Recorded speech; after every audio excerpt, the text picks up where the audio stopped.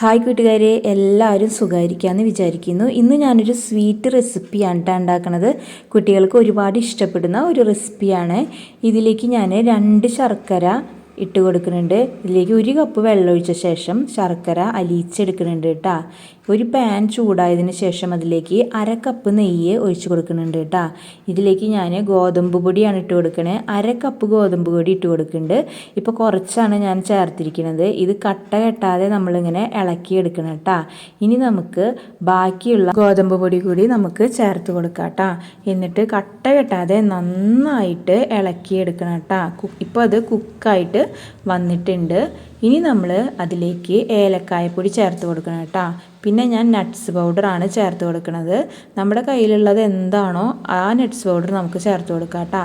ഇതിലേക്ക് ഞാൻ ബദാമും അണ്ടിപ്പരിപ്പും വാൾനട്ടും പിസ്തയും പൊടിച്ചതാണ് കേട്ടോ ചേർത്ത് കൊടുത്തിരിക്കുന്നത്. ഇത് നമുക്ക് നന്നായി മിക്സ് ചെയ്തെടുക്കാം. ഇനി ഇതിലേക്ക് ഞാൻ ശർക്കര നീര് ഒഴിച്ചു കൊടുക്കുന്നുണ്ട് കേട്ടോ. ഇത് നമ്മളിനി കൈ തൊടാതെ ഇളക്കിക്കൊണ്ടിരിക്കുക, കൈ വിടാതെ ഇളക്കിക്കൊണ്ടേയിരിക്കണം കേട്ടോ. കട്ട കെട്ടാൻ പാടില്ല.